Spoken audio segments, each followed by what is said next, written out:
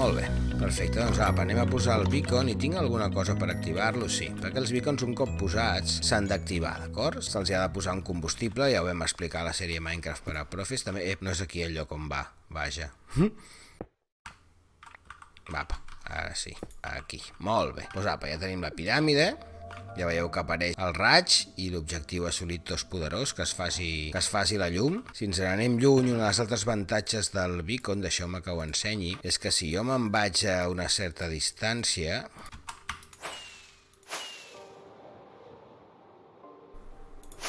realment això de les ales és molt, molt útil. Veieu? Aquest raig es veu a molta distància, no? Dependrà també una mica de com tinguem posada la distància de renderitzat a les opcions de vídeo. Veieu, ara ja el perdo. Però vaja, que en aquest cas doncs, es veu de molt lluny i és una bona forma també doncs, per saber on està la nostra base si no tenim un mapa.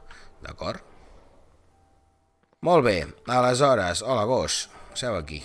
Activem el beacon, per exemple, d'acord? Tenim un beacon aquí posat que ens permetrà tenir un poder primari que podria ser pressa, per exemple, regeneració i pressa t'he posat aquí, posem pressa, i ara el que necessitem, hauria hagut de fer abans, és transformar aquests blocs en lingots, per exemple, i els posem aquí i llavors ara sí que puc activar el beacon, d'acord? I ara mateix, si jo aparto una mica, veieu que a dalt a la dreta ja surt el símbol pressa 2, perfecte, i ja està, i aquí podem modificar, no? Podem clicar força, podem clicar un munt de coses, d'acord? I aquí ara podem escollir entre les dues coses. Veus? Ja estan activades, d'acord, ja tenim els dos efectes. Veieu que com que estic a prop del beacon, aquests 14 segons, a mesura que baixin una mica, es tornaran a posar amb 16, per tant tenim les dues opcions doncs, seleccionades. Si vull canviar una d'elles, doncs clico aquí i ho puc fer doncs, a base de fer servir una mica de ferro, d'acord?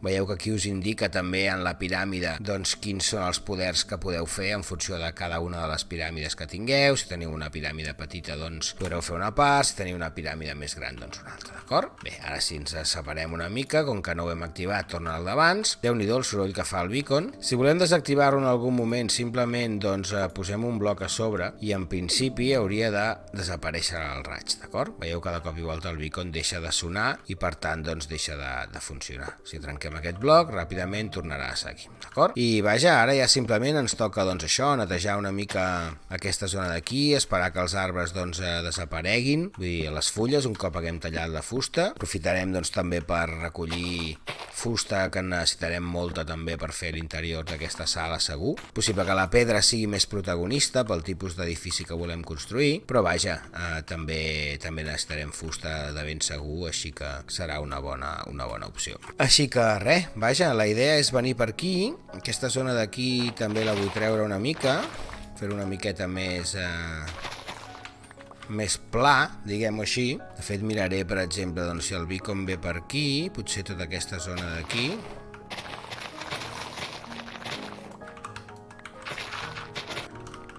A veure, comptant que el camí ve cap aquí, no m'agradaria tallar-ho massa més que això, la veritat. Així que això serà una mica al límit, com a mínim un bon tros, perquè no vull trencar això d'aquí, perfecte. Sí que podem treure aquesta filera d'aquí, d'acord? I deixar això una mica així. Perfecte, molt bé. Aquests arbres ara ja no vull que creixin aquí, perquè aquí he fet una petita granja d'arbres improvisada, però ara mateix ja no ens interessa ens creixin aquí, ja buscarem una zona. De fet, construirem una granja d'arbres que se'n diuen al Minecraft, que de fet serà com una espècie de reserva, que ens permetrà doncs, tenir uns quants arbres. De fet, aquí li posarem un arbre on hi ha aquesta torxa també. Però vaja, jo tenia un llit per aquí a l'abast, oi? Abans que surtin totes les criatures malvades, que ja estava sentint alguna aranya per allà molestant. D'estar atents ara, que no hi hagi cap creeper aquí ni cap animal. Aixeco el gos perquè si algú el caçarà. Perfecte, no veig res massa perillós. Crec que aquest també anirà fora, aquesta filera. I en aquesta zona d'aquí doncs, també hi haurà algun bloc que anirà fora. Molt bé.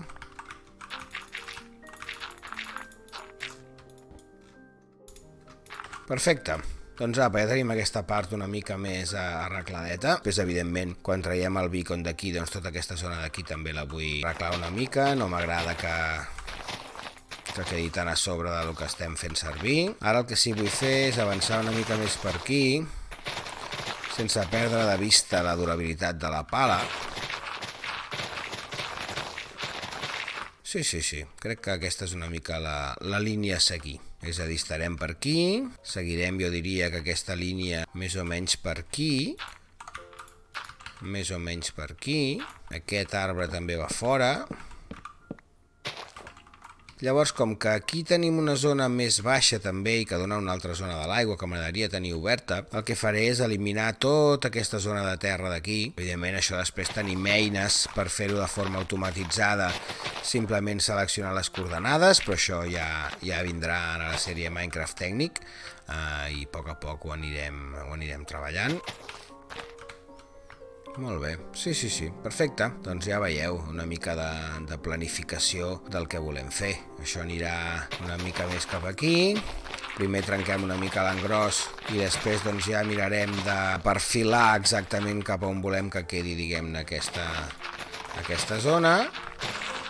I ja està, ja veieu que la pala el que passa és que vola ràpidament. Agafarem una shulker box, la que tenim blanca, i li posarem tota la terra. Perfecte. Molt bé, collim tots aquests blocs d'aquí i vaja. Seguiré jo una mica fora de càmera, perquè no vull que això tampoc ocupi gaire estona del capítol, que segurament ja heu entès la idea de la terraformació i la preparació d'un espai per adaptar-ho una mica a les necessitats que tenim.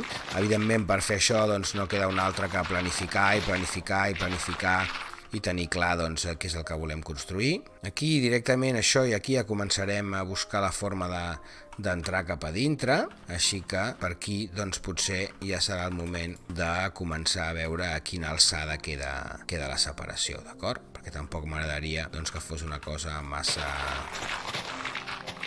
massa desigual d'una banda a l'altra, d'acord?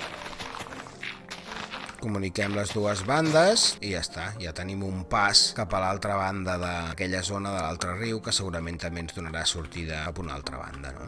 Vull dir que al fons estèticament quedarà bé tenir més zona en la que construir, en la que poder desenvolupar aquesta primera zona, no? Doncs apa, segueixo una mica fora de càmera, deixo tota aquesta zona terraformada i preparada com a mi m'agradaria que quedés, que vaja, encara queda una mica de feina. Estic pensant, veient aquesta zona d'aquí, potser inclús podríem construir algun tipus de pont, passarel·la, com si fos una espècie de...